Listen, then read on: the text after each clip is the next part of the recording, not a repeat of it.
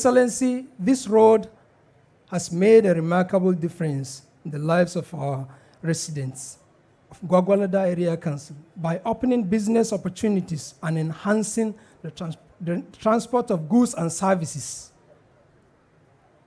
On this occasion, we express our gratitude to Almighty God for granting our President, His Excellency Ahmed Bola Tinubu, the wisdom to identify a remarkable leader to guide the Federal Capital Territory, His Excellency Chief Barrister Ezenwo Wike, CON.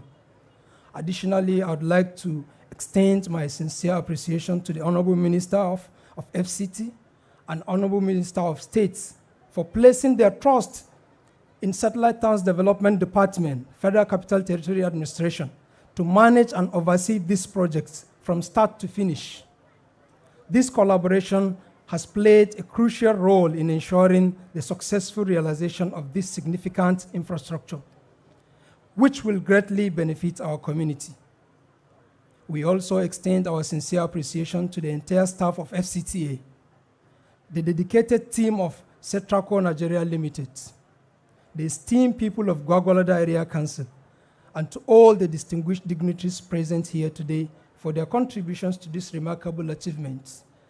Thank you, Mr. Project, for once again providing us with the opportunity to be part of this endeavor. God bless Federal Republic of Nigeria. Thank you all.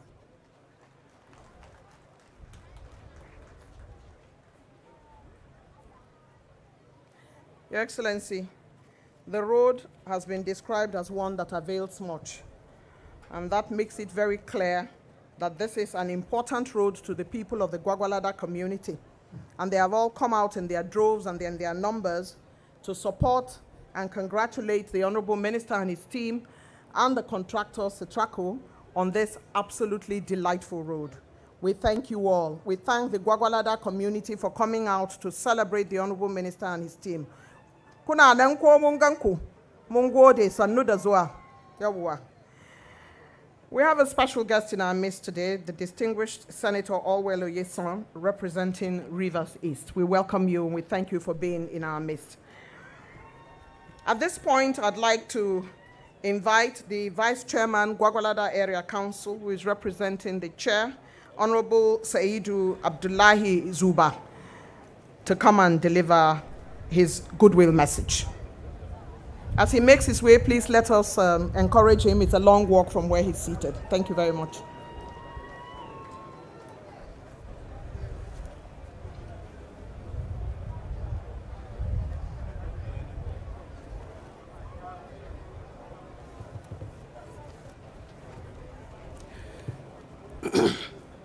أعوذ بالله السميع العليم من الشيطان الرجيم بسم الله الرحمن الرحيم. The Honorable Minister of Federal Capital Territory, Barrister Ezenwo Wike, CON, the Honorable Minister of State, FCT, Dr. Maria Mahmoud, all mandate secretary present, the Director STDA and other directors present, members of the Honorable Minister Entourage, the Speaker and members of Gwagwalada Area Council Legislative Arm, the Council Secretary and supervisory councillors, His Royal Highness, the Aguma of Gwagwalada, His Royal Highness, the Aguma of Zuba, district head and other community chiefs, head of all security agencies present, gentlemen of the press, ladies and gentlemen. First, let me apologize on behalf of my Honorable Chairman, who is unavailable absent for medical checkup.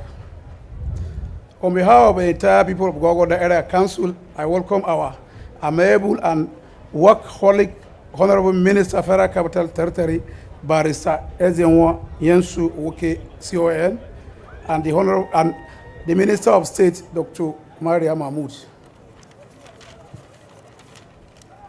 to Gwagwalada on the occasion of the commission of the Kore-Ibwa road project. The Honorable Minister, sir, to say that the entire people of Gwagwalada Area Council are highly delighted and fulfilled to have you here with us once again in inaugurating this road project is to overemphasize the obvious, and this gives credence to your sincere and genuine intention to giving satellite town in the FCT, the most desired rural infrastructures needs. In view of this, therefore, may I express the goodwill and the appreciation of our people to you for fulfilling your promises. Sir, at our level of governance here, we have always viewed the policy direction of your administration with expectation, and to the glory of God, I can say that we have not been disappointed, as area council have so far been treated in terms of road projects. May I at this juncture wish to pledge with the Honorable Minister not to be tired with us and help to consider Gwagwalada Area Council in other rural development projects in view of the fact that the majority of our people are farmers. As you formally inaugurate the Kore-Ibwa road, people of this community and other surrounding village, and indeed visitors to this area, will attest to the fact that the review hope agenda of this administration is very much alive and being sustained. Sir, before I conclude, sir, I would like to say on behalf of my people, as our father, sir, a child always asks for more, sir. But before I ask for more, sir, I would like to still say to this gathering that our Honorable Minister here is a blessing to we in Gwagwalada and FCT at large. So we will continue to pray for you, sir. My reasons are like this, sir. The first day we met here, you called on town hall meeting, and we were there. There and there, my Honorable Chairman make a request of addition of police station headquarters immediately and some vehicle. Immediately, before 1 week, those requests were being approved and we were there with us, sir. We want to say thank you, sir. And again, the vigilante, the Honorable Minister still did not stop there. Still asked the Honorable Chairman to come and meet him in his office. Immediately the Chairman went. He gave us some motorcycles, and today we are sleeping with our eyes closed because of the Honorable Minister. Thank you, sir. So we are all here. All of the are there. Every corner they are there. So that is why we will not go without mentioning all these things, sir. And again, sir, I want to still add to you that there is a bridge here that always our students here cross to the others going to the school. Every time, every year, we lost a lot of students there, sir. With your kind permission, sir.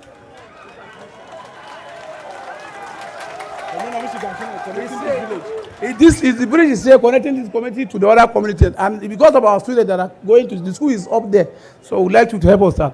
And there is another road again, sir, from Gurupata here, linked to Gurupata to other communities, is also not motorable, sir. And Zuba Aziz, sir, there is Zuba Ikwa to Shaga, which the chairman, all the chairmen that were coming, were trying their best, and up to this moment, sir, this project are still there, and a lot of our crops, we do take our crops to the very ground. At times, we drop our crops down. Sir, with this, I want to say thank you, sir. God bless you, and the community, sir, have a presentation for you. They have a cow here, a lot of yams, a goosey, a lot of things of the farm products are here for you, sir. And we will say thank you, and God will continue to bless you, and the sky will be your limit. Thank you, and thank you, thank you, thank you, thank you.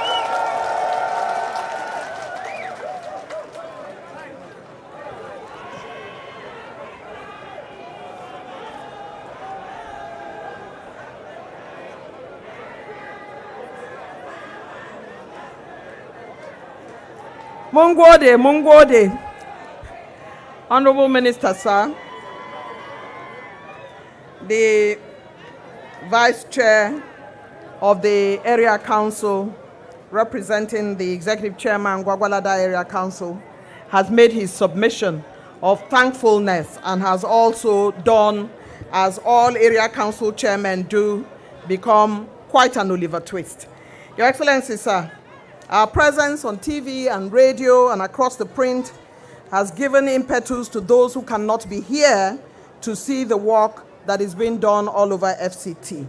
The power of the media is impenetrable, But it is also why people I know and people I don't know are telling me that the road in front of their house has a problem. This kind of information that I'm receiving is as a result of your impactful leadership in ensuring that roads that need attention across board are being addressed. Honorable Minister, sir, we thank you and we tell them that wherever it is within your means and your finances, you will do your best at all times.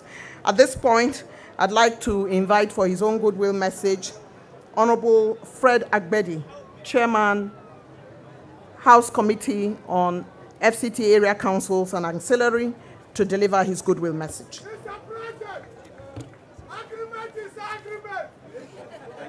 Agreement is agreement. Your Excellency,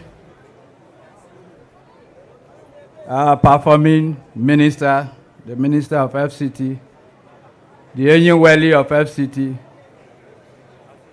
Barrister Ezewon Wike, CON, the Minister of State, our darling sister, members of the National Assembly, both Senate and House of Reps, particularly Honorable Ajia, who represents this federal constituency in the House of Representatives, invited guests, distinguished ladies and gentlemen. This is another moment that deserves praises and accolades to the Minister and the Minister of State that are in charge of governance in the FCT. I could remember sometime about this time last year, we were here to flag up this road. And I did appeal to the people of this local government that you need to support the contractor. And for this project to be delivered on time, I'm very convinced that the people for whom this project was designed and executed worked in support of the FCT administration and the contractor to ensure that it was delivered on time. So for the people of this local government, I want to use this opportunity on behalf of the National Assembly to thank you for supporting this administration to ensure that this road was accomplished.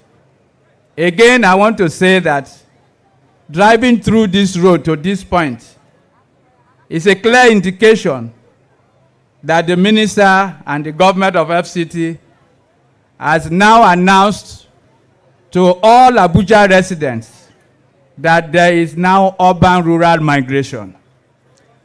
You can't have this kind of road and want to stay to continue to struggle in the federal capital, Abuja city, where there is a lot of traffic, where there's a lot of congestion, even as the minister is doing so much to make life easy for the people. And so once there's that delivery that gives the clear indication that people now need to move back home, I urge all of us who migrated from here to the capital city that may not find life as easy as it is to come back home. I think everything is now available. Access is available, and once access is available, of course, every other thing follows. Finally, I want to say, the Honorable Minister, His Excellency, and Minister of State, we thank you so much for this prompt delivery, for keeping to your words at all times, for ensuring that the localities have a presence of governance and improved infrastructural development. And this is one very major aspect of developing the rural areas. Your Excellency, Honorable Minister, I can always assure you that the National Assembly from time to time is ready to work with you hand in glove to ensure that there's delivery of projects at every level of governance in the FCT. Congratulations for this again. And I want to use this to continue to appeal to the people of FCT. Support the minister, support the government, so that more dividends of democracy will be delivered to us. Thank you, and God bless us.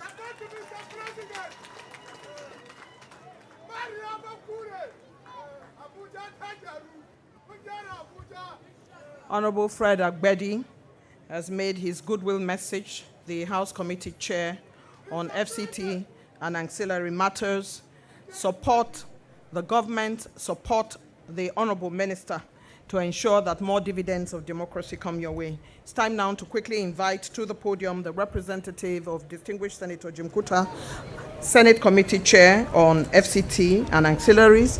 Is represented today by the very distinguished Senator Joel Onowapo Thomas, Vice Chairman, Senate Committee on FCT, Area Councils and Ancillary Matters. I would like him to please come up to the podium if he's here to deliver his goodwill message. Please encourage him, he's making his way.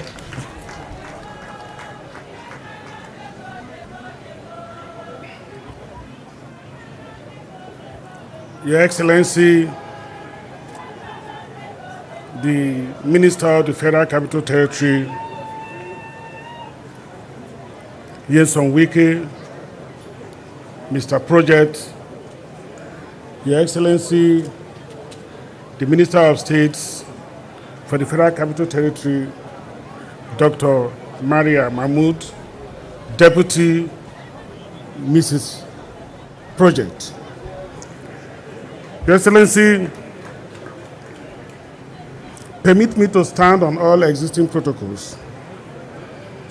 Your Excellency, the good people of Gwagwalada Area Council, I bring you greetings from the National Assembly, specifically the Senate President, the Uncommon Senate President, Dr. Goswill Robert Akpabio. I also bring you greetings from the Chairman of the Senate Committee on Federal Capital Territory, Senator David Jim Kuta, whom I'm representing here. Your Excellency, it's no longer news, or it's no longer in doubt in the mind of everyone that the President of the Federation, Bola Ahmed Tinubu, GCFR, is very, very proud of your achievements. I'm also aware, Honorable Minister, that the Senate President, Goswill Akpabio, is also very, very happy with your performance. Your Excellency, people thought that you can only swim in rivers, but here we are. You have proved to them that you can not only swim in rivers, but swim in big oceans. Yeah, I'm not talking about River State. I'm talking about big oceans.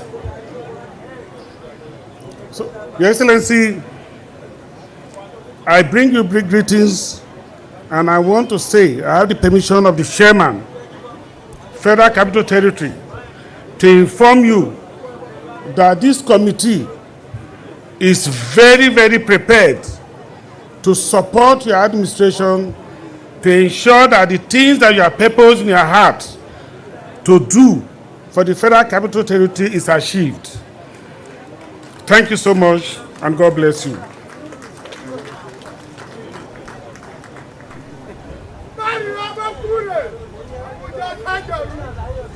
The very distinguished Senator Joel Thomas, Vice Chair, FCT Area Councils and Ancillary Matters, has given his word of encouragement and has said, as we all know, how Mr. President is very passionate about the FCT. The instrumentality of the office of the Minister of the FCT is being used to achieve those great things that you see. Excellencies, distinguished invited guests, it's always a delight to go back to our tried and tested values. These values that tell us to respect our elders, that ask us to use the three magic phrases, please, sorry, thank you. As my late father would say, when you are able to say please, you are an epitome of humility. When you can say sorry, you are a bundle of a good citizen. And when you say thank you, you're a bundle of service. I'm truly honored and thankful that the FCTA administration under the leadership of the Honorable Minister and the Minister of State invite me time and again to be a part of FCT development history. I'm happy to do this every time because, let's be fair, it's good to align with success. We can see the work, we can see the commitment. I'm truly pleased to be part of these projects that are touching the lives of FCT citizens across board. It's an honor to serve. And we know that person who always says thank you on behalf of all of us. Staying in the space of doing the thank you and vote of thanks here is a woman very much after my heart. Please give a resounding welcome to the Honorable Minister of State, FCT, Dr. Maria Mahmood.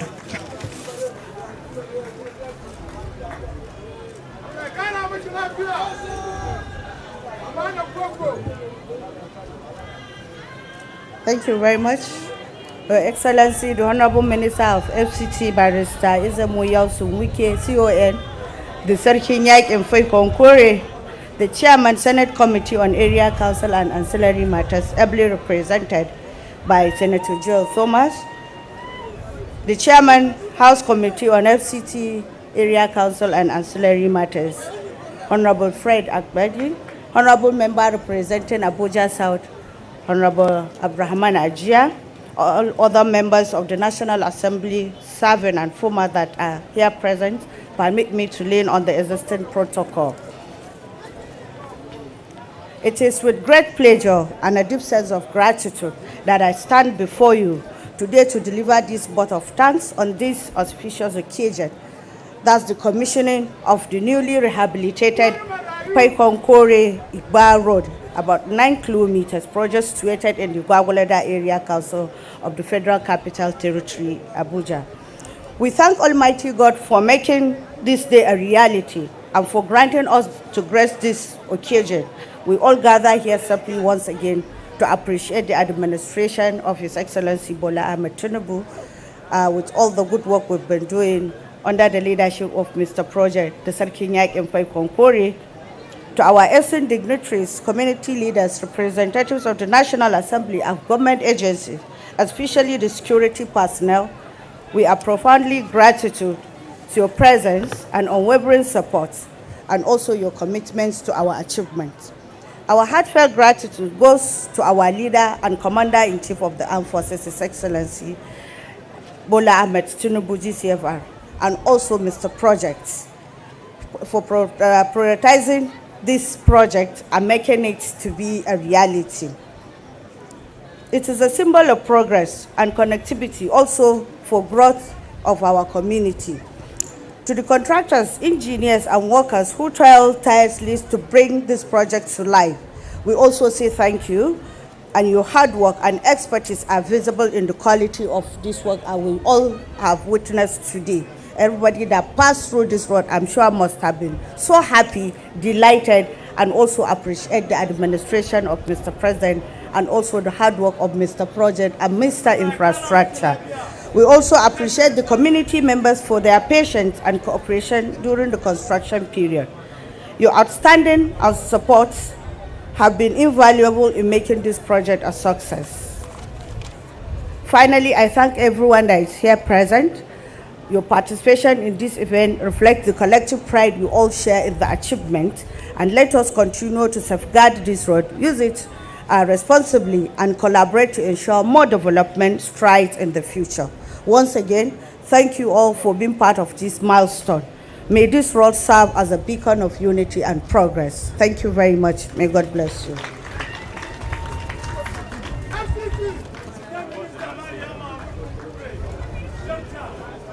May this serve as a beacon of unity and progress, as spoken by the Honorable Minister of State, FCT, Dr. Maria Mahmood, who has just delivered the vote of thanks. Your Excellencies, only recently, manholes, cables, and other support systems for energy and road infrastructure were being removed in droves by enemies of progress in the FCT. These items and tools for development, costing thousands of naira in taxpayer and government monies, were carted away by undesirable elements. And the last couple of weeks, security agents swooped and arrested the culprits. There will be no sellers if there are no buyers. So the buyers and the sellers were arrested together. These criminals have plunged part of Abuja into darkness, and a friend who fell into the manhole is still receiving treatment as we speak. Today we know that a man whose role it is to protect FCT citizens has said time and again, there is no hiding place for criminals. And these roads that he is providing are part of the infrastructural facilities to drive away all the criminals within the FCT.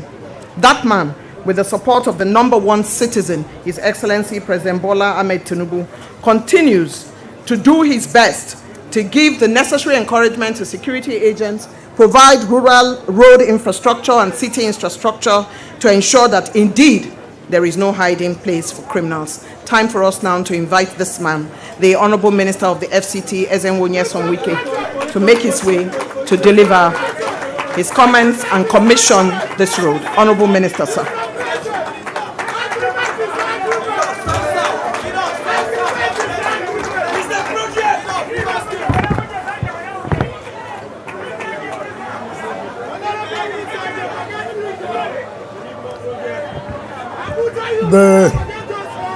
The single senator, Olwell Oyesu, senator representing Rivers East Senatorial District, the vice chairman, Senate Committee on Area Councils and other auxiliary matters, who is here to represent his chairman, Your Excellency, the Minister of State, Federal Capital Territory, the single senators that are here, particularly the senator that connects the people of Gwagwalada, the people of Abuja, Senator Philip Tanimu Adudua.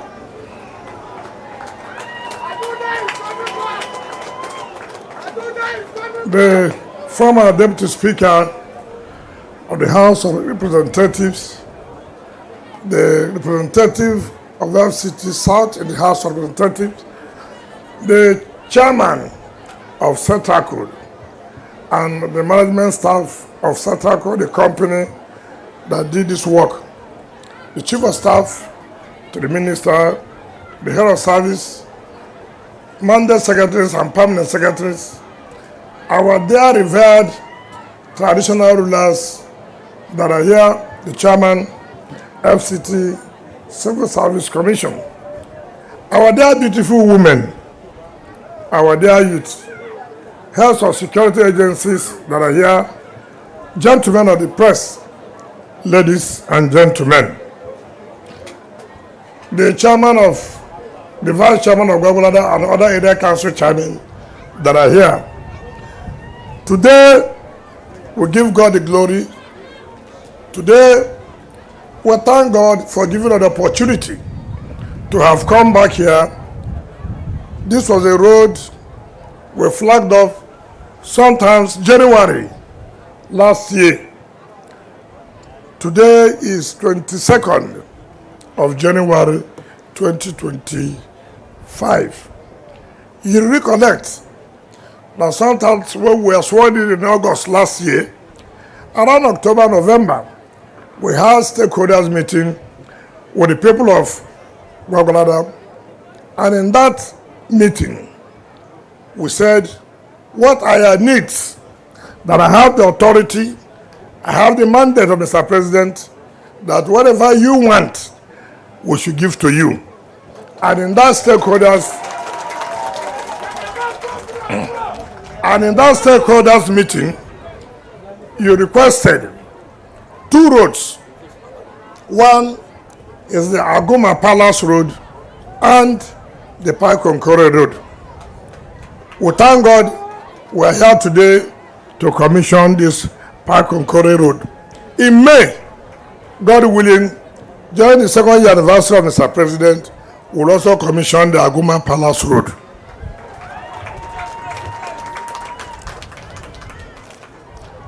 Mr. Chairman, through the vice, you have come here to tell us you need this, you need that, but you didn't tell us which ones you have done. I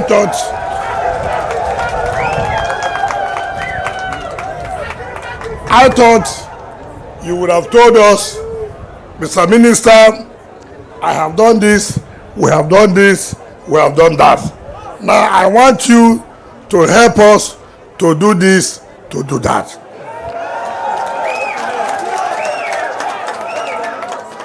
Well, since you refuse to tell us what you did, why? Because of the love Mr. President has for you, I will take one, since you did not read out what you have done. And it does appear it's very important that this bridge has to be constructed.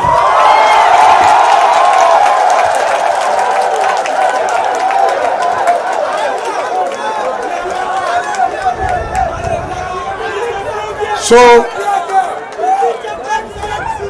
the coordinator of the STDD must make sure that you scoop the bridge now, so I will include it in our 2025 statutory budget.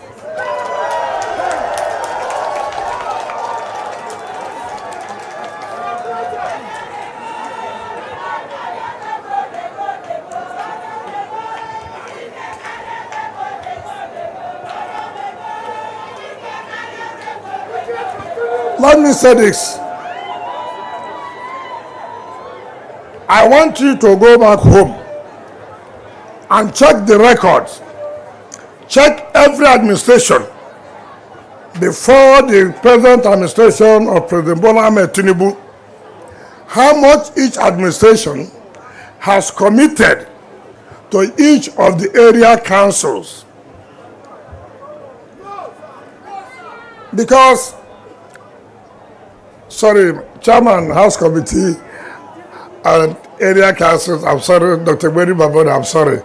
But these boys are making me not to see very well. I'm very sorry. In fact, let me thank National Assembly for the support they have given to us. I don't think any other minister of FCT before had it so easy. The National Assembly has seriously supported us. And I wanted to say, through you and your friend, the Senate Committee Vice Chairman, to thank the Mr. President of Senate and the Speaker and all the members for their support to the FCT. Now, why I'm saying this, it is important, you know, the importance that Mr. President attaches to the development of the satellite town. Mr. President is not only committed to the development of the city, but Mr. President is also committed to the development of the satellite town. And so that's why I said, just within 1 year, the President came on board May 2023. Just within 1 year. This is just for area council alone. Gwagwalada, not all the area council, this one alone, how much Mr. President has committed. This road, Mr. President committed 8.5 billion naira to construct this road.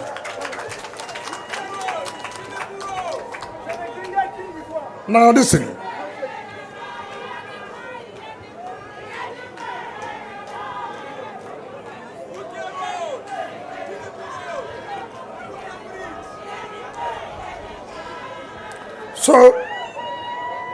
So when you ask, what has Mr. President done?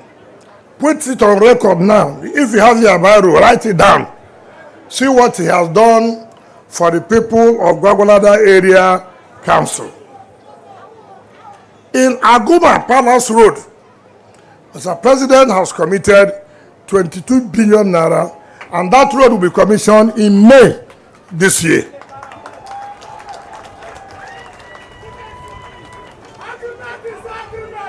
As I speak to you, we have completed and we are still renovating 5 secondary schools in Gwagwalada. 1, the school for the gifted. 2, government secondary school Gwagwalada. 3, GSS Anagada. 4, GSS Tungamaji. 5, GSS Giri. The total value for this 16.5 billion. Now, if you calculate,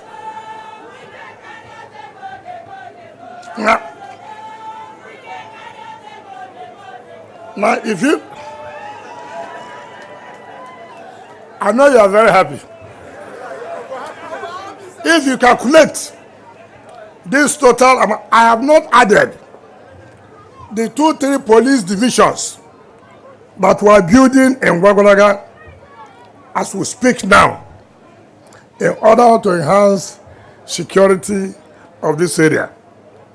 Now, if you add the total value of what Mr. President has committed to Gwagwalada alone, you are talking about over 50 billion naira for one area council.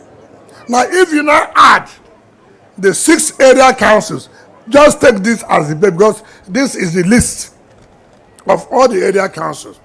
So you will see that in a year, Mr. President has committed to the development of satellite towns not less than 300 billion naira. It is important for people to have this record, because you see people who go out, they're only developing the city, nothing is happening in the satellite town. Is that correct? Is Mr. President not doing something in the satellite towns? Have you ever met any minister who has come to you like this?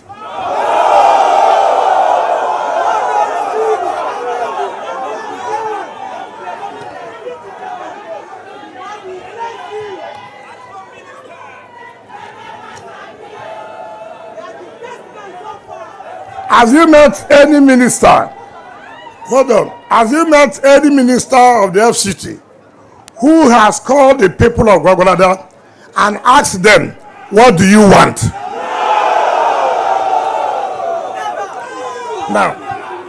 Now what does this tell you?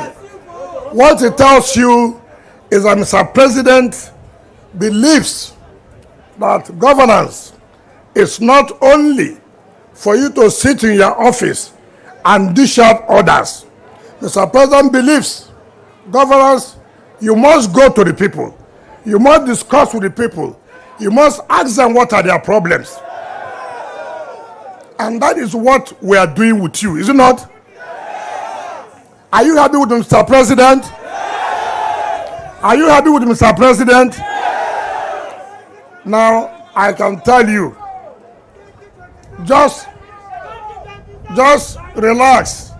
You will see what more projects Mr. President will bring to the people of Gwagwalada.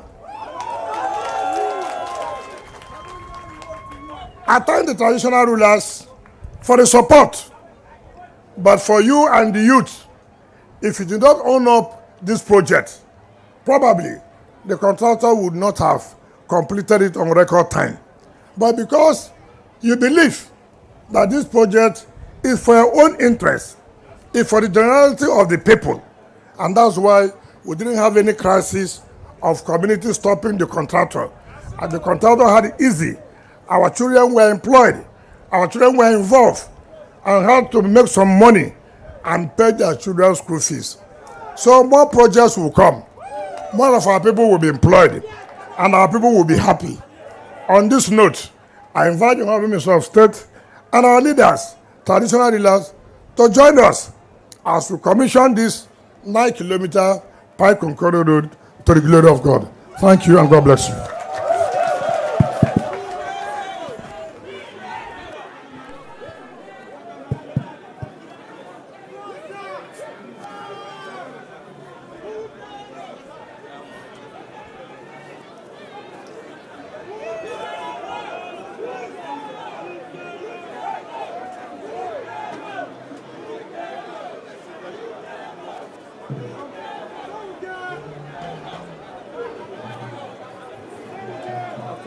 Good afternoon. How are you?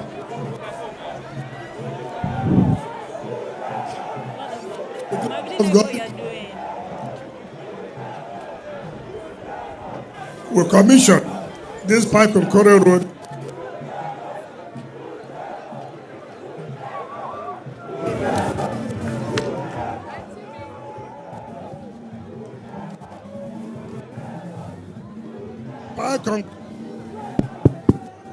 Paikom Kore-Ibwa Road, Gwagwalada Area Council, officially commissioned by my home today, the 22nd of January 2025, to the glory of God. The Honorable Minister proceeds to cut the tape for the commissioning of the newly reconstructed Paikom Kore-Ibwa Road in Gwagwalada Area Council, and we prepare now for the official photograph that takes a slice of history into contention. The official photograph. We now call on media to immediately salute the nation with the national anthem, bringing this event to officially closed. The former Senator Aduda, is meeting with his people in Gwagwalada and expressing his gratitude to the Honorable Minister and all the work that's been done. The Minister makes his way through women's group, the youth group. Please make pathway for the Minister to get into his vehicle. Thank you very much. Thank you very much. My name is Eugenia Abu. It's a pleasure to serve. The Honorable Minister of State makes her way to our car as well. Please create the pathway. Please create the pathway. Thank you very much.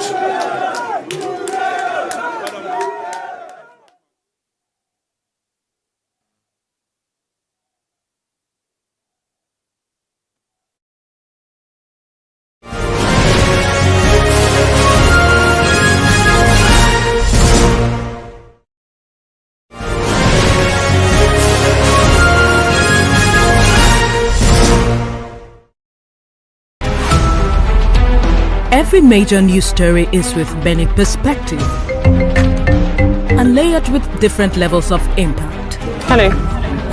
What time did this news? First, with breaking news. Bringing additional funds for the business. Beyond that is the fact that they can even go to the capital market. They can do IPOs, initial public offers, go to the stock exchange, and raise more funds. Nigerians will be interested in actually, getting the shares of telecom companies. So, I mean, there are other options for them rather than just hop on the easy way out, increase prices by 50%. It's a no-no. So now that this has happened, as the national president of Telecom operators of Nigeria, at least you've come up with your own position now, saying you are against this. So what will be the next line of action? We hear you might be going to court. Thank you very much. We obviously will engage them tomorrow and Friday. That is the NCC. Whether they may listen to the voice of Nigerians, the voice of reason. If they listen and bring it down to 10%, I mean, then we're home and dry. We'll smile. Nigerian subscribers will smile. However, if that does not happen, we may have to seek legal redress, go the legal option to, go to court next week. Again, I want to take you back to some facts on ground. We've seen the Naira depreciate. We've seen the foreign exchange issues. We've seen challenges, for importing equipment for this telcos. I'm not holding brief for them. I'm just a business journalist highlighting the basic issues. We've also seen the price of diesel go as much as, you know what I'm talking about. And they have to power their facilities and all of that. So some say, and when you also look at the payment, the amount for our data and call tariff here in Nigeria, some say it's almost the smallest across some countries in Africa. How does this also come to you, Mr. Ogunbanjo? It's not the smallest, it's not the highest. Let me tell you that. Our tariff rate is not the highest and it's not the smallest. However, we shouldn't be we should not be tilting towards the highest. You see, let me take you back a little bit. In 2001, 2002, when the telecom companies came on board, Econet and MTN to be precise, They said it wasn't possible because at that time they were charging us per minute.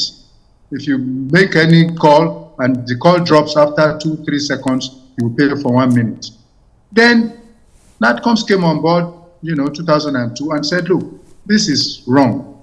Can you please go and do per second billing? They said it wasn't possible until 2007. Thank God for Glo. Glo came up 2003 and started per second billing. So they always want the easy way out. I'm sorry. For us, they've been making profits. It's just that they don't want to, let go of this humongous profit. But the subscriber should also not be stifled. Should not be killed with tariff charges. For God's sake, this is, 50% is rather too much. This is too much. We all know that can be accommodated. We know that data is life, of course, for education, financial services, and all of that. Do you think that if this stays, it will affect usage? Maybe the drop in usage, maybe the person that calls now, we now have to start calling so fast. Hello, how are you? Where are you? And you cut the calls. Do you think this would affect the bottom line at the end of the day, even for the telcos? Yes, of course, it will. Apparently because, for instance, the POS operator next door, on the street will increase prices, which is, imminent.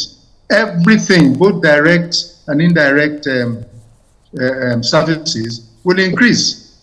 To the already impoverished Nigerian, people from the village will have to, again, an average Nigerian calls for 3 minutes per call. 3 minutes. Now that is one call. They will make their money back. 10% is fine. We are looking at, for instance, SMS cost, they are saying 6 naira. We are saying 4 naira 40 kobo. Just 10% increase. By the time you look at that, plus every day call, 3 minutes minimum. Some talk for 10, 15, 30 minutes, even more. Some talk for hours. And then you now want to milk the consumer dry? No. So a gigabyte of data will now cost, according to this increase, about 1,667 naira. And from 11 naira. 1 gigabyte. Yes. Is that 1 gigabyte? 1 gigabyte. 1 gigabyte. Now let's look at moving forward. If there is a shift, you said that there's a shift, but if that shift doesn't come to 10%, what else would you do? Let me ask you that question that way. Well, we are looking at 10%, and then but you can still shift grounds, right? Well, let's engage. If they shift, then we may consider how shift is the shift. Okay. Whether it's shift towards, for instance, I know that about 4 or 5 weeks back, they are talking of 40%. Okay, okay. We won't take 40%. No. But if it is reasonable, maybe between 10 and 15, we probably may start to look at that. So we may be looking at that. So again, you said there are other options for these telcos to generate more funds. I'd like you to touch on that again. I'd like you to touch on that again as we wrap up this conversation. Thank you very much, sir. I did say earlier that if the 10% increase is not enough, because of the so-called humongous, according to the telcos, humongous operational costs, we are saying that they can go to the public to raise funds through IPOs, because I know that MTN is already gone public, and then I don't know of others, but they can go to the capital market, stock exchange, then the ones that are gone public, they do IPO.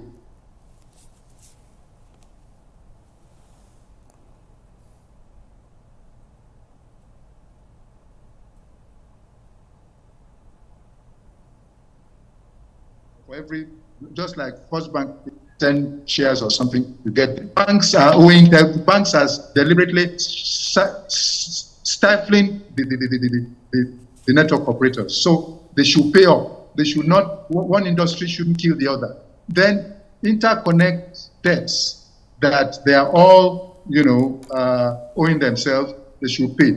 If all this come together, I'm sure we will have a healthy telecom sector.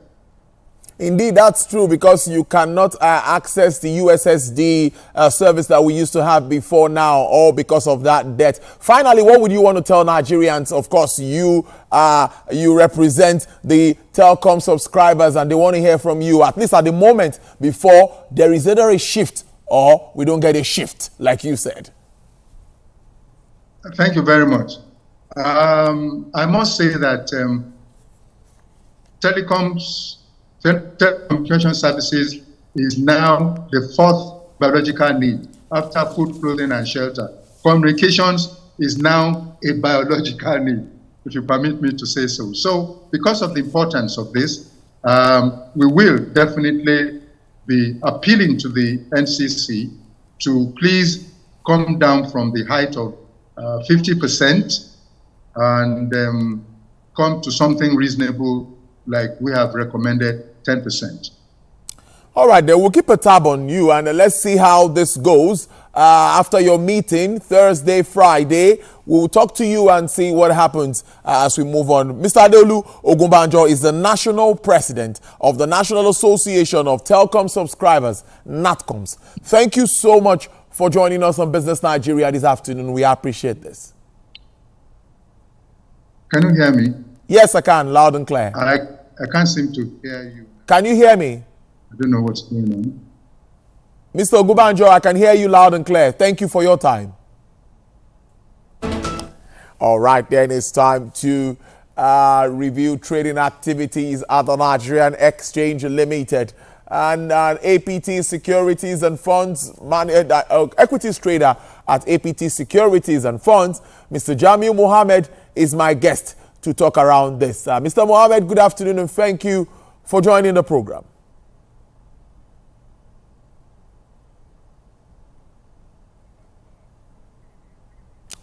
Good afternoon, Mr. Mohammed. Are you there?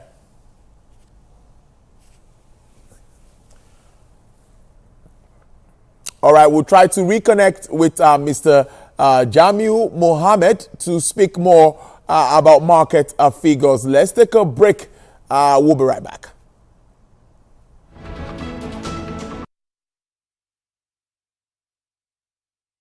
We're starting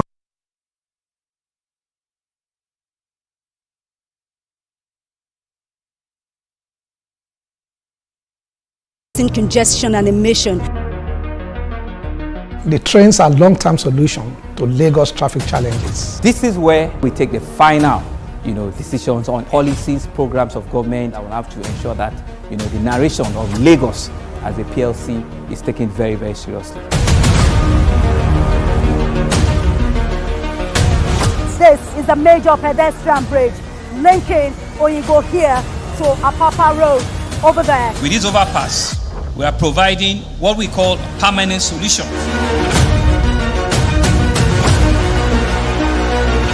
This place is one of the most dangerous areas at the biosecurity environment. This can go into the news and every crumbs of your neighborhood. Our goal is to remain as Africa's model megacity, to move our GDP from the 5-6 position to the 3rd position, and we believe it's achievable with all the commitments we have.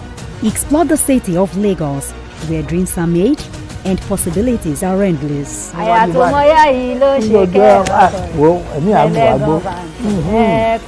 Amadedoja Salamadini. I live in Lagos, inside Lagos.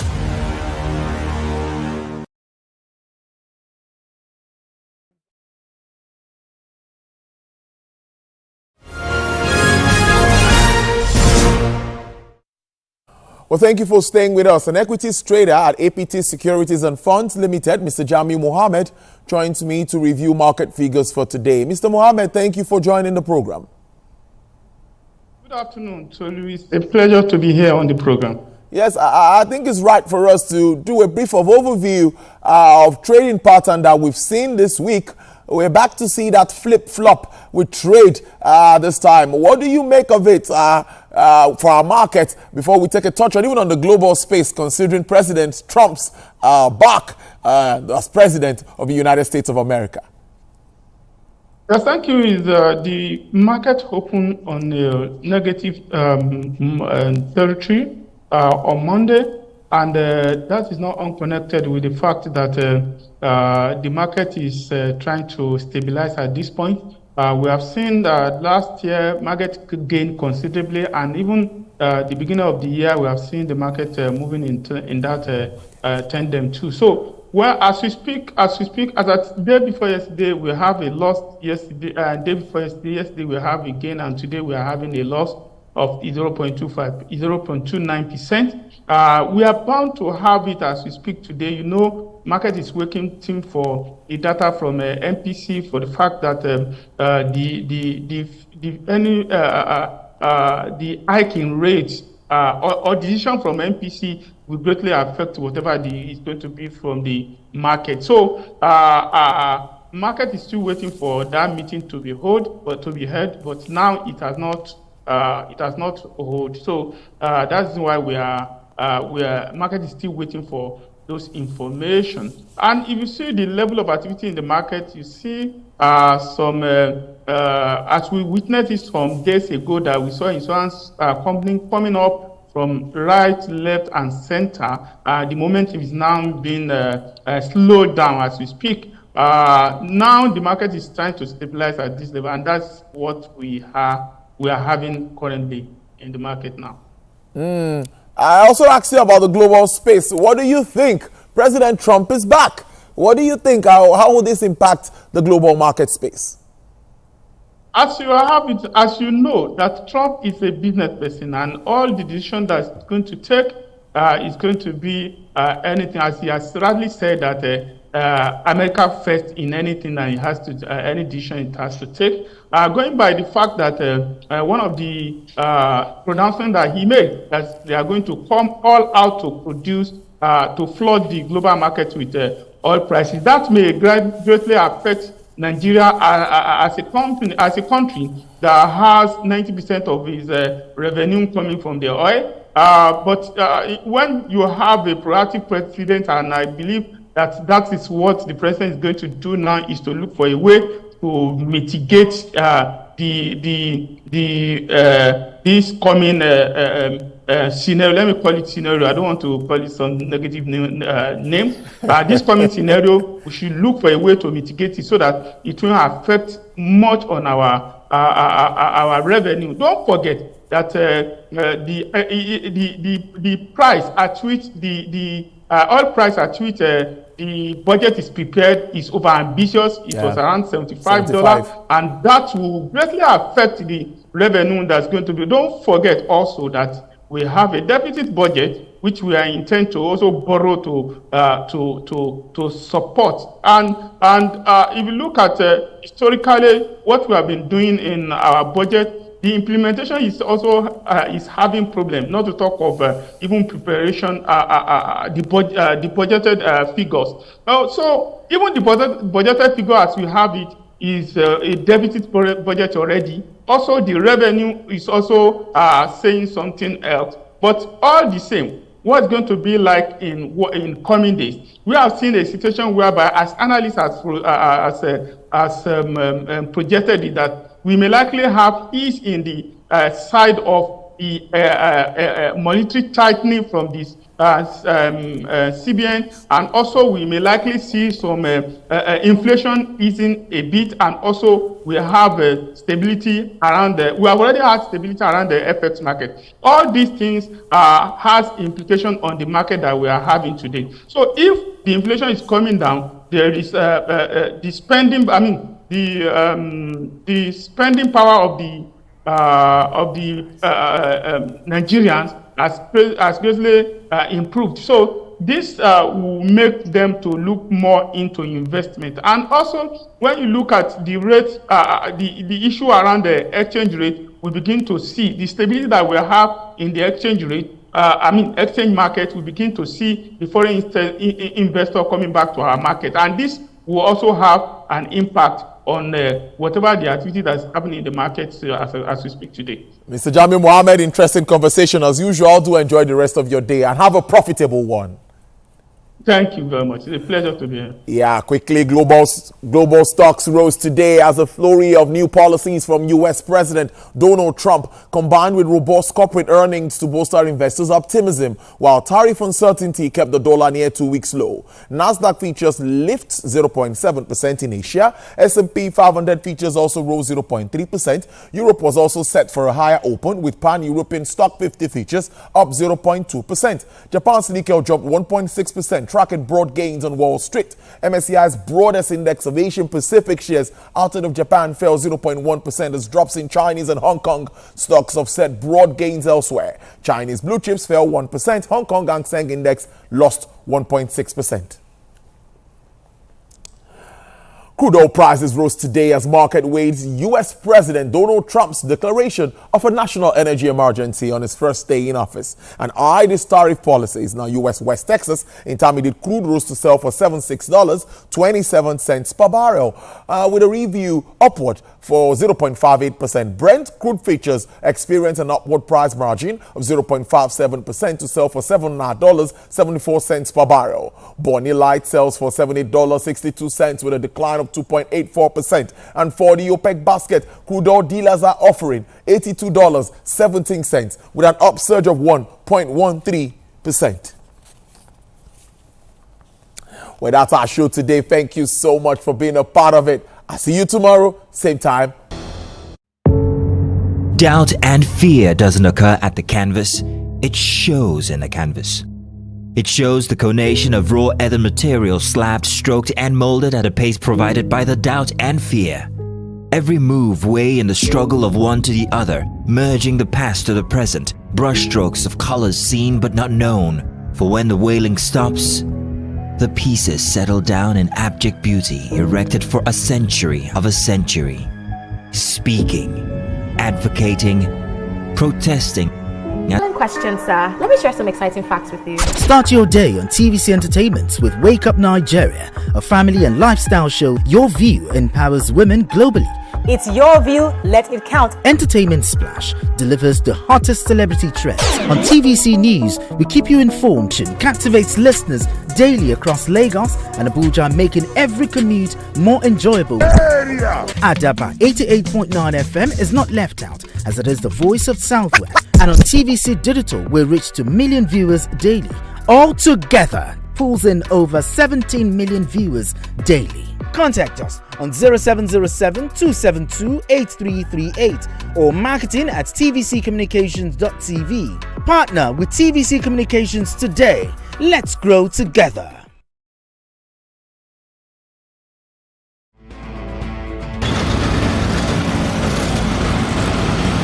It was once a booming hub for fabrics and a tourist attraction for over 500 years.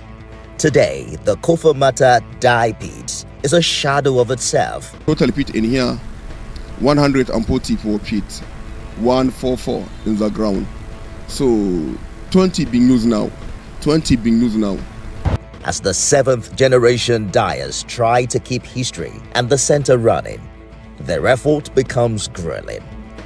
When I was 7 years old, I began learning the art of dyeing from my father. TVC News Ibrahim Issa shares the survivor's story of this centuries-old facility on Sunday Specials, where great stories live. The TVC News at 7 and the TVC News at 10 are not like any other news broadcast. It's the big news hour, the hour for the big breaking stories. We've got some of the best reporters on the field, taking you through as it happens. It's fast-paced, hard-hitting, with investigations that matter. bringing in news that affects your life. With sport, entertainment and business news so you don't miss a thing. Experience resourceful coverage with depth every night.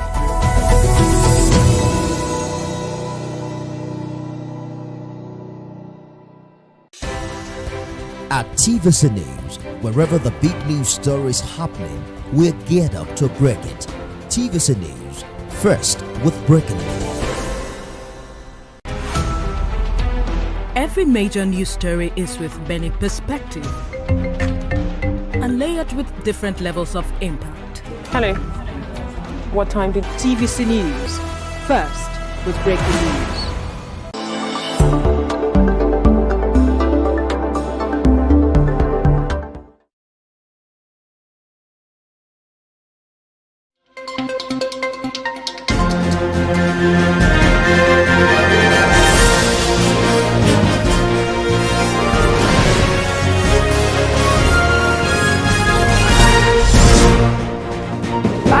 Studio here in Lagos, Nigeria. This is World Now on TVC News. Thank you for joining us.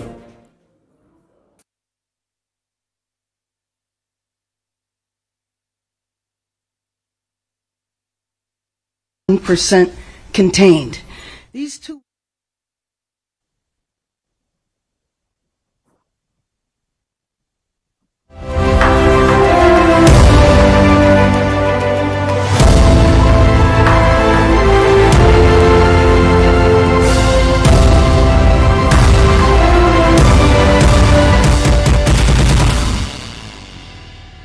The United States remains in the news, with President Donald Trump issuing an executive order calling for an end to dangerous, demeaning, and immoral diversity, equity, and inclusion schemes.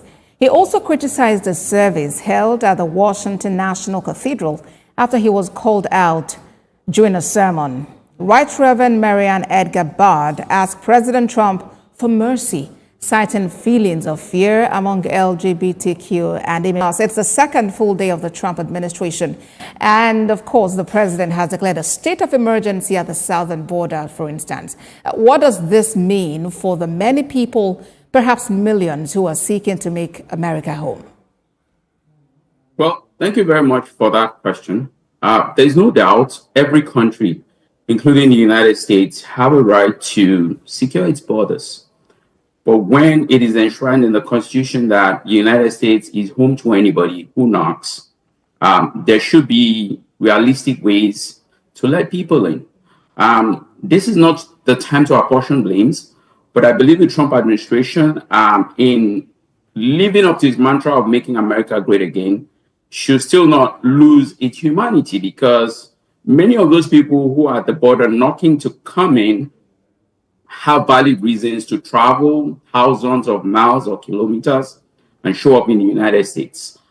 It might not just be in pursuit of happiness, but also in pursuit of safety, because many people who are granted asylum have a valid story why they had to leave all they know and show up in a foreign country and a foreign culture and turn that place to home. So in as much as the Trump administration says it wants to secure the southern border, we shouldn't lose our humanity doing that. All right. And of course, also, he's called for an end to birthright citizenship. As an immigration lawyer, do you suppose there is any respite for persons who this law might affect? Well, for now, the uncertainty is there. But what is enshrined in the Constitution cannot be changed by the stroke of a pen. Mr. Trump is an elected president. He's not a king. The United States doesn't want a monarchy. So that's why over 24 states and counting and immigration advocacy groups are already in court to test the validity of the executive action.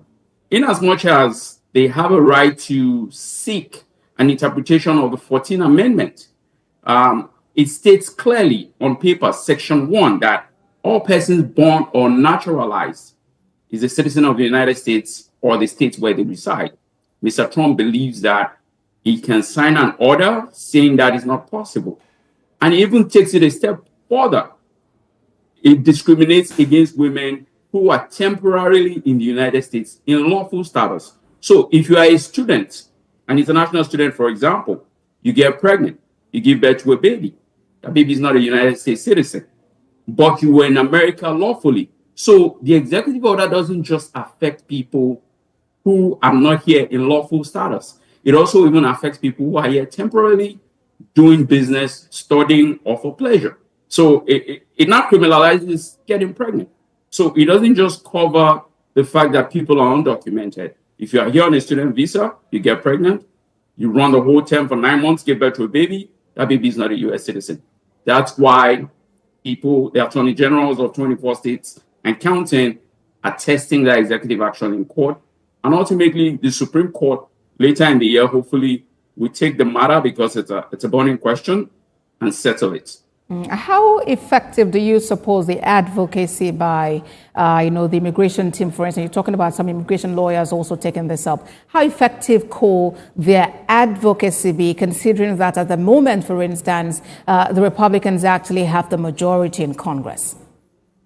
Well, it's okay that Congress they have a majority, the Republican Party has a majority, and it's also okay that America is a country of laws and order. If the president believes he's right, everybody will go to court and the court will settle it, either way or the other. So if Congress can find a way to make meaningful immigration law and the DHS can make meaningful policies, the court will settle this matter. It's already in court and it will play out, even though people's lives will be on hold, but hopefully it will be settled as soon as possible. Let's talk about another controversial one. The president actually spoke about this during the campaign trail, and it's now come into effect. It says, he's directing all federal diversity, equity, and inclusion staff, the DEI staff, to be put on paid leave and eventually laid off. What does this mean for individuals who had fled their homes and countries to seek asylum? You were talking about that earlier, in the U.S., because it initially supported the DEI. The Supreme Court is clear that love is love. So, and even though the Supreme Court doesn't recognize affirmative action in its decisions based on university admissions, for example, America is a country that is tolerant, that is welcoming, that is accepting. So even though this administration has ruled out diversity, equity, and inclusion as policy, people are still human in the United States. The beauty of the United States is that people treat people as people. Nobody judges you how you look, how tall you are, who you choose to love, or what you choose to prefer. So ultimately, humanity will prevail. Mr. Trump has a right to issue policies, but ultimately, the people occupying or executing those policies are human beings. There are people who have husbands who don't fit a typical definition of husbands. There are people who have children who don't fit the typical definition of children, but they still love them. So ultimately, while government might not recognize how people choose to live their lives, those who are supposed to execute the policies are human beings, and they will still be humane ultimately. Well, we'll wait to see, how it goes. And if we may just quickly talk about, that sermon from Bishop Marian Bard, where she made a passionate plea to the president to be considerate. She mentioned different categories of people, the poor, those who are picking the plant, who might not even be citizens, but who are offering very essential service in the U.S. And of course, she also spoke about the LGBTQ community. Well, President Trump didn't seem to really align with that sermon, and he described it in different words, including the fact that it's not interesting. What do you make of that development where the pulpit sort of became an advocacy point? Well, it's not out of place to speak truth to power, and I think it's commendable that the minister of God was able to speak truth to power. But ultimately, every human is valuable in the United States. Those who are not documented in 2022 paid taxes to the tune of almost $100 billion. If you go into a store in almost all states in the United States, you pay sales tax. Nobody tries to find out whether you are here in lawful status or you are undocumented. Ultimately, the government has a right to fashion out an immigration policy, but for those who are contributing in making America great as it is already, as far as I'm concerned, those people also have a right to exist, pursue happiness, pursue their aspirations. So we have to find a way ultimately to appreciate these people who may not have a document showing that they are here in lawful status. They're already here, They are contributing to the economy one way or another, taking jobs nobody wants to take, paying taxes. Well, let's talk America is home to them already, and we have to find a way to incorporate them so that all of us can make America great as it is already. All right, let's talk about students. You know, America is quite famous for scholarships, and definitely many people had looked forward to, you know, applying, and perhaps that could lead to some form of permanent residency there. But does it appear, you know, following this announcement, that many international students will still be interested in studying in the USA? Well, I'm a living example. You don't let any policy discourage you. If you believe a United States university will add value to your career, go for it. If you believe you deserve a scholarship, apply for it. If you believe you deserve immigration benefits in the United States, apply for it. America is a country of laws governed by laws. And regardless of whatever policy government puts in place, as long as you play by the rules, you would win. You make a profound statement, and which is about playing by the rules. You know, supporters of President Trump have said that the president is not against migration or immigration, as it were, but he's against illegal migration. He wants that whatever happens is vetted, it follows due process. Where do you stand on this? How do you see it? Where I stand on this matter is there should be a reasonable and predictable pathway to relocate to the United States. As I speak to you now, the only certain path to move to the United States is through direct family ties. I didn't have family members to come before I came to the United States. Many people have that same story. But as it is now, there is no sure path for you to move to the United States.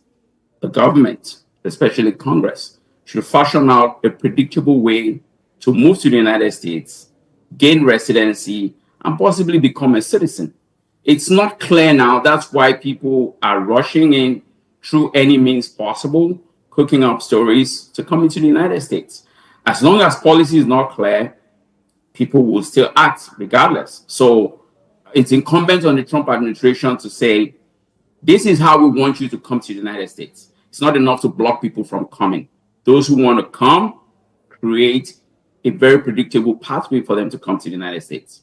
Let's get a word of advice for people out there who, you know, are seeing this as a big challenge and do not know how to surmount it. Well, as I said, if you want to come to the United States, don't let one policy or one man discourage you. Do what you have to do. If you can do it yourself, do it yourself. If you need to hire a lawyer, by all means do that. But don't let somebody copy your dreams and aspiration. I was denied visa many times. It didn't discourage me from coming here to make a living. I'm a Nigerian American. I don't deny that. I'm in America for economic necessity. I love America. America gave me everything I want. But I'm still a Nigerian, just like every other person who showed up here. The question is, when did you show up? I showed up in the 21st century. The others may have showed up 400 years. We are all Americans.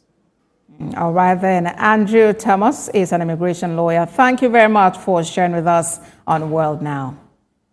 Thank you for having me.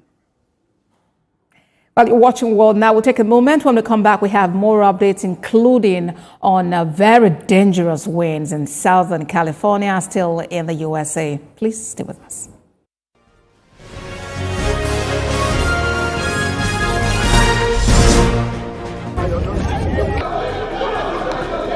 Every second, every minute, every hour, and every day, time doesn't just tick away. It's a countdown to political decisions that shape our world. This country must move. Imagine the impact these decisions have on our lives. Some are consequential, others may leave us intrigued or baffled. You will have no better friend and partner than Nigeria. Step in and feel the frenzy like never before. Join me every weekday for an hour of fact-finding interviews where questions cut to the core. How would you say your administration has fared in these sectors? I will dig in to get to the heart of issues, from local politics to global insight. Join me as I unearth the power plays, jaw-dropping revelations and the unfiltered truth. This isn't just politics, it's unraveling the stories that matter. Brace yourself for Politics Tonight every weekday at 8 p.m, where every decision echoes along the corridors of our lives. Politics Tonight, only on TVC News.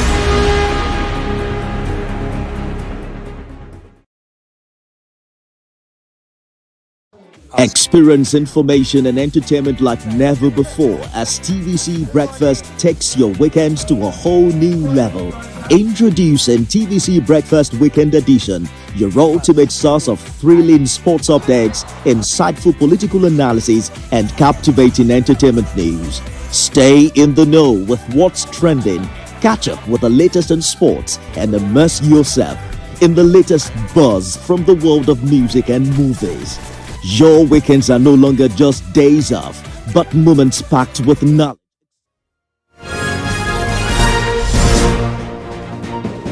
Thanks for staying with us on World Now. Now, we'll put together a report on some of the more recent executive orders signed by President Donald Trump. Here is the report.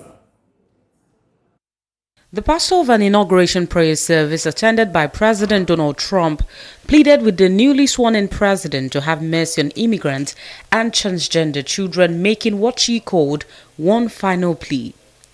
The pastor's remarks followed a first day of Trump's second term in office that included a flurry of executive actions targeting transgender Americans and immigrants in the country illegally. In the name of our God, I ask you to have mercy upon the people in our country who are scared now. There are gay, lesbian, and transgender children in the people who pick our crops and clean our office buildings, who labor in poultry farms and meatpacking plants, who wash the dishes after we eat in restaurants and work the night shifts in hospitals. They may not be citizens or have the proper documentation, but the vast majority of immigrants are not criminals. Meanwhile, Democratic Senate Majority Leader Chuck Schumer reacted to President Trump's statement on the Golden Age. He said Trump's Golden Age is for America's biggest drug companies, richest oil executives, and the top 1%. President Donald Trump is expected to travel to North Carolina, California, and Nevada this week for the first trips of his presidency. It's been in some ways made simpler by Los Angeles because they're going to need a lot of money. And generally speaking, I think you'll find that a lot of Democrats are going to be asking for help. So I think maybe that makes it more one-sided. I think we're going to do very well. Look, we're going to take care of Los Angeles. I'm going there. I'm going to North Carolina, which has been abandoned by the Democrats.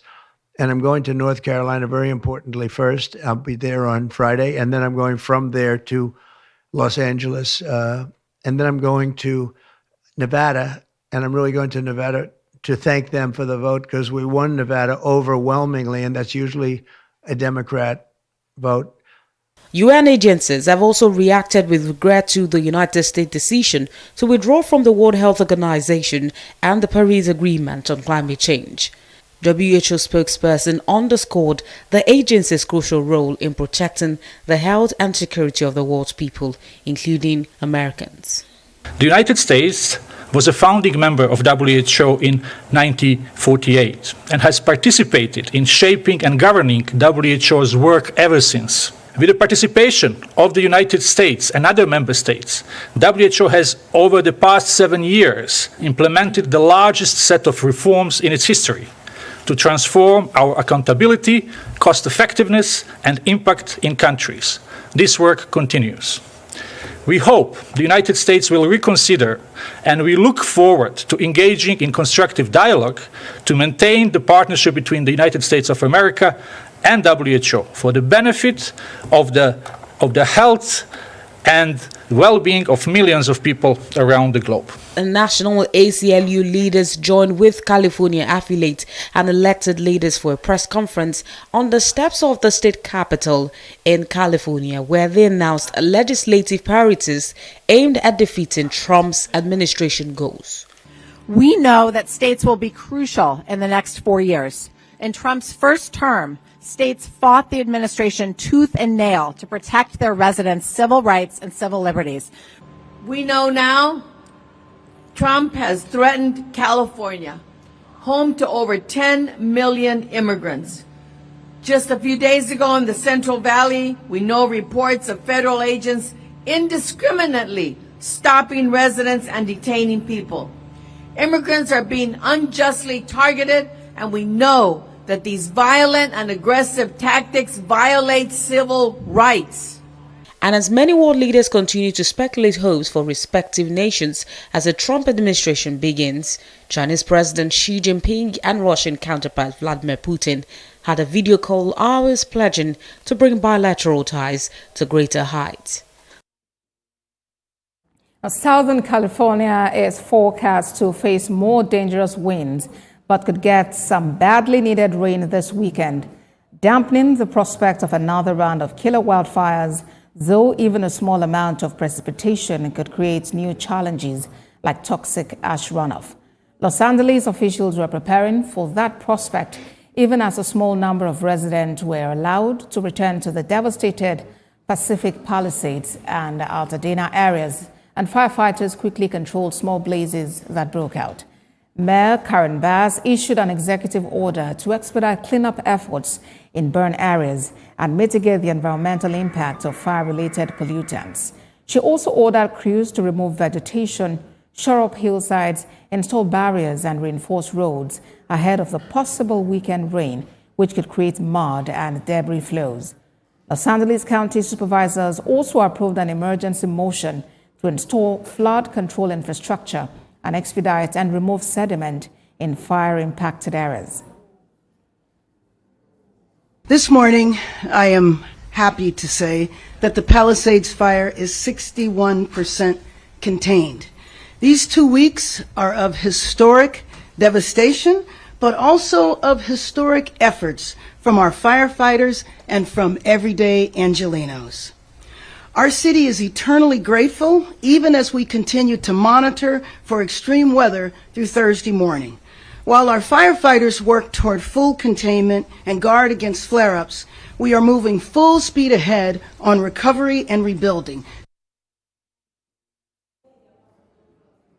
Still in the United States, a rare winter storm is bringing snow and freezing rain to parts of the Deep South, closing highways and airports in Texas and prompting a first-ever blizzard warning in southwest Louisiana. 4 people are thought to have died from cold exposure so far. 2 cases have been investigated as cold-related by Austin authorities in Texas, while 2 deaths from hypothermia were reported in Georgia and Milwaukee. Up in the country's north, parts of New York State are being hit by another storm, blanketed by up to 18 inches of snow. New York Governor Kathy Hochul announced she had declared a state of emergency in a dozen counties in western New York as communities face the snow and extreme cold. The mayor of Buffalo, Christopher Scanlon, also declared an additional emergency on his own, shuttering City Hall because of blowing snow and other dangerous driving conditions. Parts of Canada have also been hit by especially frigid winter weather, with extreme cold warnings through other provinces of Ontario and Quebec. Temperatures are expected to fall well below January averages and may surpass record lows, stretching up from the coast into the Tennessee Valley. Governors of several states, including Louisiana, Mississippi, and Alabama, have also declared state of emergency in response to the unusual cold. Now, let's talk about Africa. United Nations Deputy Secretary General Amina Mohammed has emphasized that Africa has unfortunately become the focal point of global terrorism.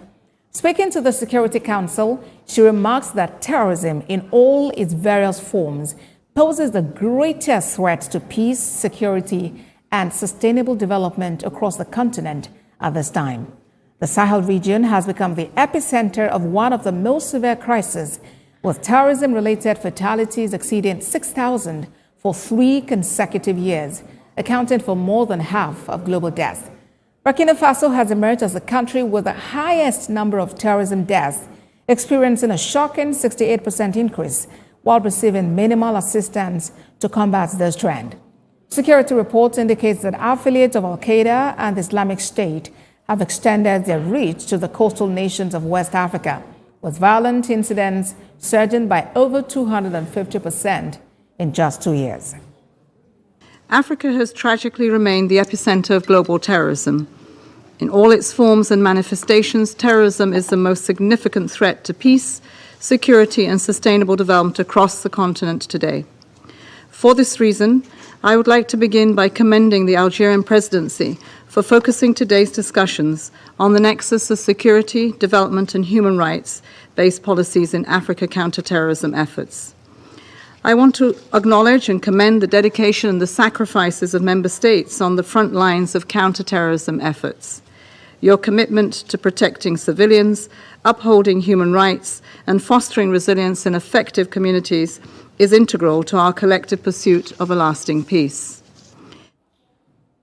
Well, that's it on World Now. We thank you for watching. There's more on our website, www.tvcnews.tv. Follow us on Facebook, Instagram, and X at TVC News NG. We're streaming live on YouTube at TVC News Nigeria. We have updates on WhatsApp at TVC News Nigeria.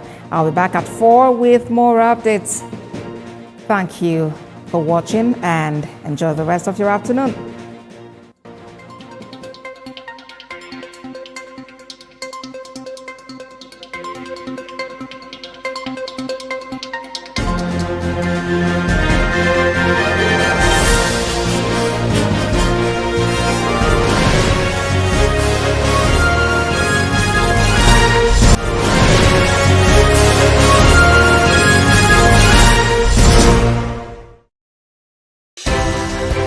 At TVC News, wherever the big news story is happening, we're geared up to break it.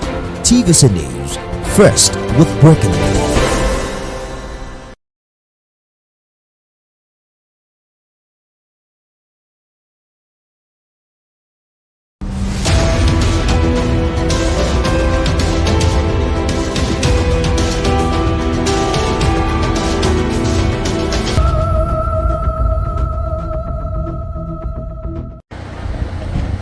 This might be just a tree to many, but it is not.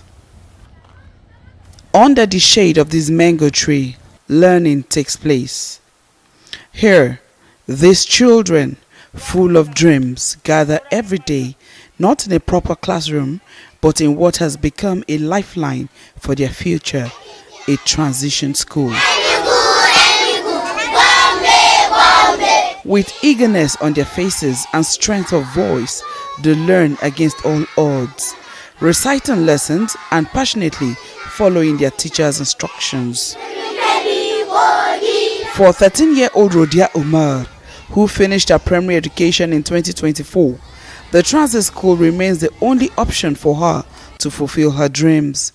Because my daddy don't have money to put me in the school. But you finished primary school? Yes. Where did you do primary school? This side. Primary school. What do you want to go to school? Yes. What do you want to become when you grow up? Lawyer. My father no have money to go take me to school. Did you go to primary school? Yes. You finished primary school? Yes. Okay, so what do you want to become when you grow up? Engineer. Engineer? Yes. I want to be a pilot. A pilot? Yes, sir. Okay, so you wish to go to school? Yes. This tree holds the promise of a dream they cling to so tightly. Such dreams, according to Mr. Mukadaz, are what motivated him to establish this transit school. Every morning when you wake up, what you see on the streets are young boys and girls roaming in the street who are supposed to be in school. And boys engage in scavenging activities, moving from one completed building to another, while girls also engage in through selling of groundnut, fast food, and all of that, moving from one street to another street, moving from one risky area to another. Unfortunately, the cases of child abuse, especially for girls, were reported in this community. He also spoke about how the initiative works. We have two types of out-of-school children in this center. One, we have never attended school, those who have never been to school. We bring them to this center and teach them basic skills like mathematics and English. Then we have dropout, those who drop out of school or those who could not make transition between primary school and junior secondary school, or between junior secondary school and senior secondary school. So those one, we teach them what they have already learned in their previous school, like mathematics, like English or social science. So this is what we teach them to make them busy, to keep them,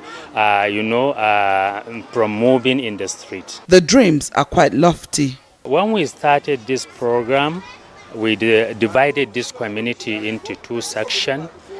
We have western part of this community and we have eastern part of this community. So we started with the western part of this community, where we established our center. We register more than 500 out-of-school children in that center. But within 2 years, we are able to support them. We connect them with their sponsors, and today we have already achieved 0 out-of-school children in the western part of this community. So now we are concentrating in the eastern part of this community, that is this center. So by the time we enroll these children in school, we should be able to have 0 out-of-school children in this part of this community. And together we hope before February 2025, we should be able to declare this community as first community in Nigeria to achieve 0 out-of-school children using this community outreach program. For the volunteer teachers too, it is a call to service. When you wake up, you just see somebody roaming around without anything. The next thing you see is fights, talking about things that does not even concern them. You see a boy, when you heard him speaking, you hear him speaking, saying something that even you will be ashamed to say. So I thought like, okay, how could I even help these people? What should I do to avoid what if it's my child? Because when, okay, now I'm married, okay, when that child grew up and all that, how do he will collaborate with those people and still learn from them. So how do I avoid that? That was why I said, okay, maybe when I take care of these people, when my own comes, he will be among the good ones, because they are already good. But when we leave them like that, they will have problems. So later on, I happens to know, I hear about it, that there is a place like this, and then we started. Started teaching dances 3 years ago. I'm just voluntary because this Gwagwalada is my community. I'm living here, and this is my boss. He's the one that came here 3 years ago. I met the chief of this community, and we have some challenges here. The writing boards are too small for them. If I want to write like counting of number from 1 to 200 for them, I used to divide it into 3 before we reach 200. Rhodia, by my left, wants to be a lawyer. Lawal aims to be an engineer, while Jafar wants to be a pilot. These are not pipe dreams. They are dreams that not only them nurse, but all the children in this transit school. They are dreams that can become a reality if they get an opportunity to go to a regular school. Poverty has been a leading cause of increased out-of-school children in Nigeria. This is also an excuse given by some of the parents we visited. Yes, sir. Thank you very much. Mumini Abdullahi, who has been incapacitated for some years, is full of praise for the initiative. He appeals to the government to make basic education accessible. I was having stroke, partial stroke. I've been passing through almost 3 years now. Yeah, so all this problem is on me. Now, if government can help to support the children education will be happy, so that we parents will try as much as possible to hustle to feed them. Now, when we are talking of feeding, talking of food, how we can survive, instead of government to help us about our children, about their education, the side of education, wallahi, is very terrible these days. As his daughter wraps up her junior education, he is uncertain what the next move will be for her. Authorities at the government school in the community say they have been making effort to improve access to education. We give him a waiver. He can only get a uniform for them and he buys the textbooks for them. So we waive every other thing in the school so that they will be able to come to school. She breaks down the charges. Actually, the uniform itself plus school sportswear, cardigan is 13,000. Then we have the books, textbook, English 3,005, mathematics 3,005. Then we have the literature. Some are 400, some are 350 naira, like that. So he can purchase those ones. As for the school charges, we have PTA in the school. We have PTA, we call it NAPTA. That one is for Yobe. General PTA, we call it NAPTA. Then we have other things like hospital, like the health. We have utility. All we waive those ones. We have examination. They give us something, a tip for examination to enable us print answer sheet and question papers, and many other things like that. So we waive, yes, more than 5,000. We waive it them so that they will not have it as an excuse not to come to school. To investigate this discrepancy, we visited the Universal Basic Education Office in the Federal Capital Territory to inquire about the extra charges beyond school uniforms and books. The issue of charges, let me be sincere to you. As I've said, one is free and compulsory. But then the parents and the teachers, they have a union where they think it goes to their credit if they can complement the effort of the government, but it's not compulsory. It's never compulsory. It is an effort where the logo of free education is that education for everybody is everybody's responsibility. But then the question of say maybe everybody should pay 2,000 naira, no. The parents on their own, if a parent on you feel like everyone can control a whole classroom, it's welcome. But it should not be a criteria for admission, it should not be a criteria for anything, no. If you have the resources, you want to support the government, you are welcome. He insists no government schools is supposed to charge any fees. But even that one, they are doing it through the window. It's an approved procedure. Okay. And that's why I say if we get such a thing, such head of the school will actually be sanctioned because it's not allowed. It is done through the window. It's not allowed. This highlights a stark reality. Despite existing government policies, implementation often falls short. Consequently, many government schools across the country impose fees that remain unaffordable for some parents, exacerbating the number of out-of-school children nationwide. Nigeria has one of the highest numbers of out-of-school children worldwide, ranking behind only a few countries including Liberia, Sudan, South Sudan, Afghanistan and Niger. According to UNICEF, a staggering 1 in 3 children in Nigeria are out of school, with 10.2 million at the primary level and 8.1 million at the junior secondary level. Alarmingly, Nigeria's out-of-school population accounts for 15% of the global total. Initiatives like this transit school demonstrate the impact one person can have when refusing to give up. However, addressing this crisis should not rely on individual efforts alone. It necessitates a comprehensive system that works for everyone. Education is a basic right of every child. Yet, Nigeria has over 10 million children out of school. These are their rights being denied them.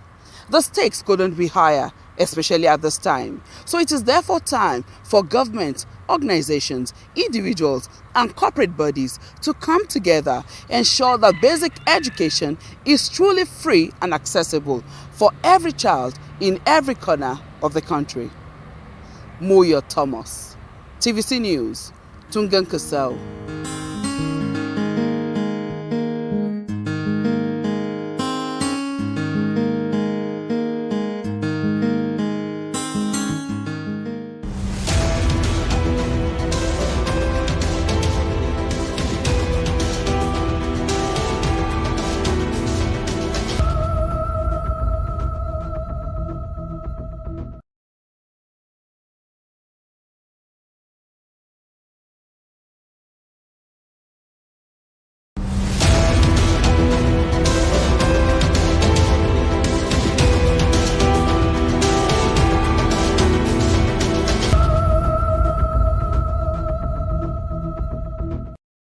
The latest unemployment rate in Nigeria increased to 4.20% in the second quarter of 2023 from 4.10% in the first quarter of 2023. This has forced many graduates to find a path in skills and technology to make a livelihood.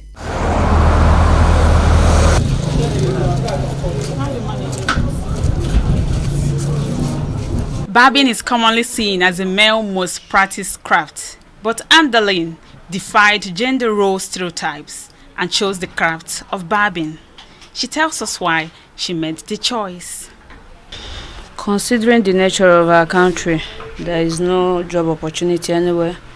So after my service, I had to save up my little allowance that they were paying us to start up something.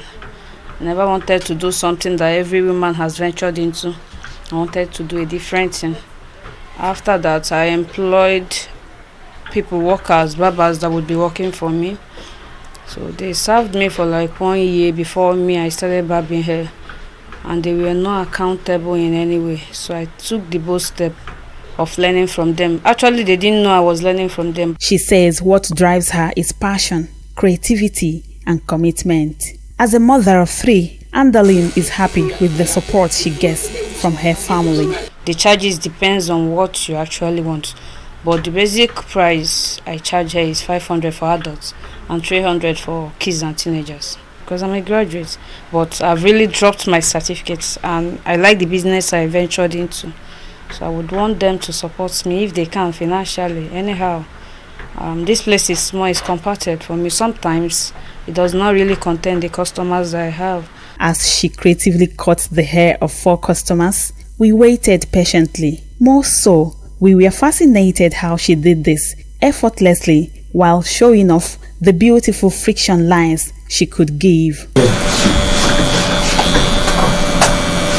Just like every business, Andalin says she is faced with the challenge of lack of electricity, a situation that's made her thought out another means of business, charging a phone for residents.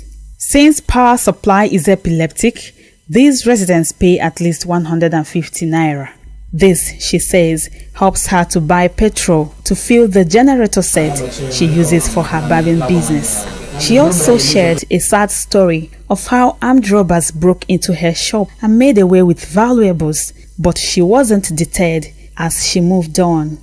She is convinced of having what it takes to succeed regardless of her gender. Last year, October ending, I was robbed here by 7 armed robbers. All of them came with gun. It was around 7 because I closed here as a married woman. I closed here by 8. When they came, they stole so many things from me. Some equipment, people's belongings, which I started paying for, and others. They even made away with my cash. But since then, I have not really been able to recover from the shock and trauma they left me with. For Andalin Ozoma, this is big business and requires great intuition. So she employed the services of a hairstylist to manage this salon as her side hustle to stand her out of the pack. She now sees herself as an entrepreneur, and of course, her husband is happy. He marvels at the tenacity of his wife to combine motherhood and the craft without failing. I've never expected it like this, that to come up to this echelon point. It was, as I'm speaking here, it's just like a dream to me. I've never known that it would be like this. There was no security in our ASICs, and there is no light. So these are the challenges she's having. And as they say, the proof of the pudding is in the eating. We asked some of her customers about her skill and how good she is when it comes to handling their haircut. Today is my first day in my life. A woman give me a haircut. I think she's the best. It's rare to see some women that will, a mother of three, who will be able to do this kind of work. So I'm encouraging them to do more. Women should join and start doing work, not relying on men or to say this kind of job is only for men. So women can do better. She's very, very perfect. Seriously, the first time I saw her, I was afraid that she might cut my hair or something else. But I did not know that she was perfect. After our visit to the female barber in Orata Aba a few days ago, we are back here in Umuahia to find out what the male folk is doing in this field. You know, they say it's a male-dominated field. Come with me, let's go check out what the men are doing. In this barber shop at Villa Roy, Mission Hill Road, Umuahia, Eunice Alaijo has been in this business of barbing for 6 years and counting. Since it's something I love to do, so it pleased my soul. What a man can do, woman can do too. So I can't say they will bench us because people have choice. You understand? Some men do like female members to barb them. Some men don't like. You understand? No, see, no matter if though I'm in Amazon, if you make kingdom, I will still have customers. Though an average barber is believed to be barely educated, times are changing. Goodluck Emmanuel didn't start his barbing business as a graduate, but he is currently an undergraduate at Michael Okpara University of Agriculture, Umudike. Many barbers like these ones have shown that a craft like barbering, which many people believe to be petty, can be a profitable venture.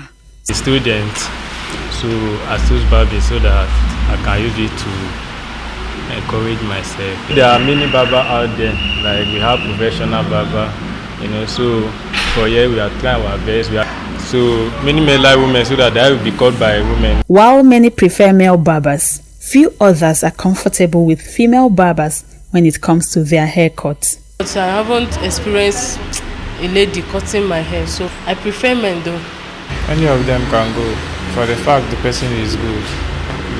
The lady have not cut my hair before, so I would like to give it a try.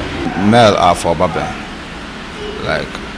so women are for plaiting of hair, so I prefer using male than female to cut my hair. For Henry Onyenwife, the soft and gentle touch from a female barber has made him stuck with having only a female barber to cut his hair. I actually love when a female is handling my hair because they are more gentle than the guys. The guys can talk. Before a guy will finish up with your hair, he will conclude Chelsea, Man U, Liverpool issue. The Commissioner for Youth and Sports Development in the state encourages more youths to take pride in the legitimate jobs they do. This government wants our youth to be industrious, to take pride in what they do, and we're putting out strategies to help them to achieve those. And he says plans are underway to empower women in Andalin's category. It's a great achievement for a mother of three to think outside the box in terms of becoming a barber and the kind of entrepreneurship. This is what we encourage. We are proud of her, and we're going to empower other girls to do other jobs. We have a lot of programs that we have highlighted for the kids to empower them through youth policies, ICTs, NG cares. With Andalin Ozoma's story, women are encouraged to break stereotypes and pursue their passion with dedication and hard work. Nena Gabriel, TVC News, Abia State.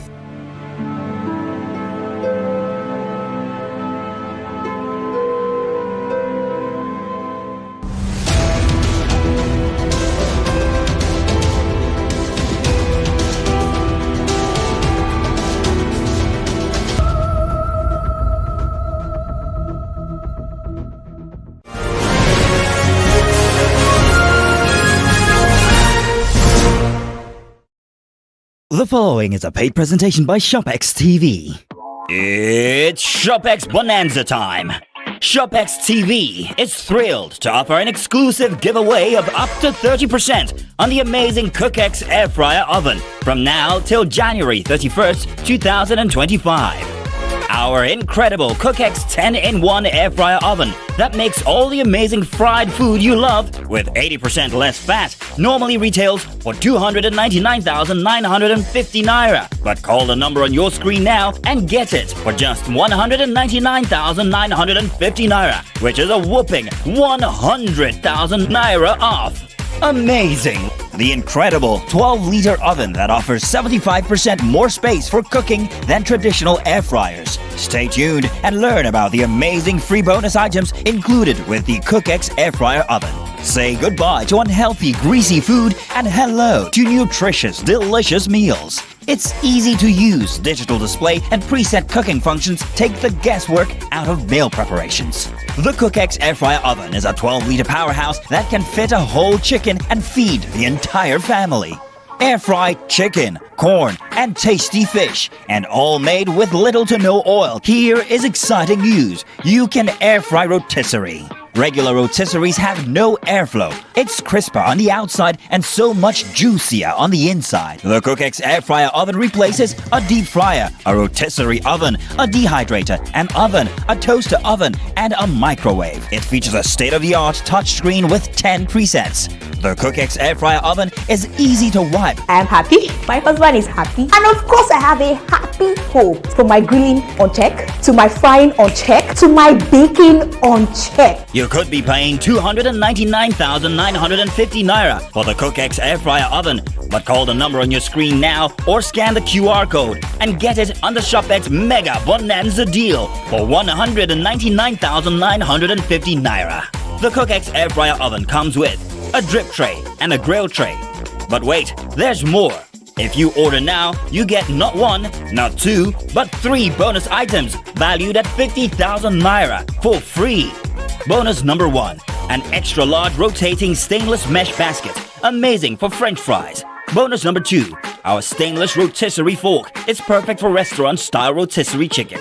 Bonus number 3, stainless steel food handle. Get the CookX Air Fryer Oven in 2 easy payments of 99,975 naira. Pay twice to get this innovative kitchen appliance. This offer is for a limited time only. We will also deliver the CookX Air Fryer Oven to your door for free.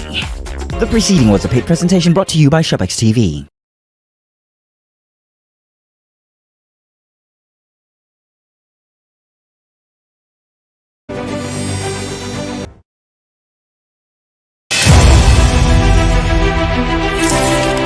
Yashantewa was born on 17th October 1814 Bisiase, present-day Ghana.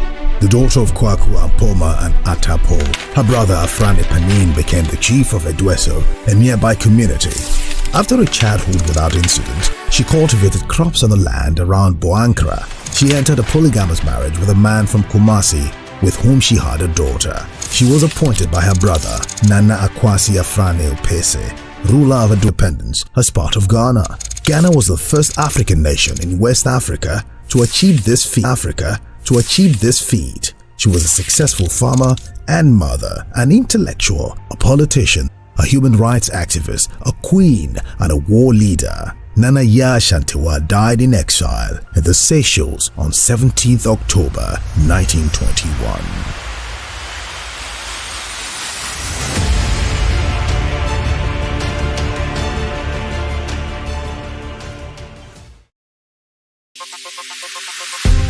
Stay ahead with the biggest news stories.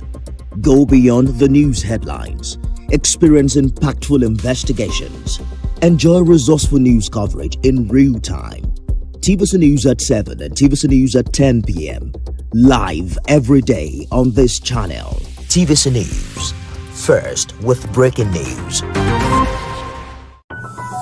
The TVC News at 7 and the TVC News at 10 are not like any other news broadcast. It's the big news hour, the hour for the big breaking stories. We've got some of the best reporters on the field, taking you through as it happens. It's fast-paced, hard-hitting, with investigations that matter. bringing in news that affects your life. With sport, entertainment and business news so you don't miss a thing. Experience resourceful coverage with depth every night.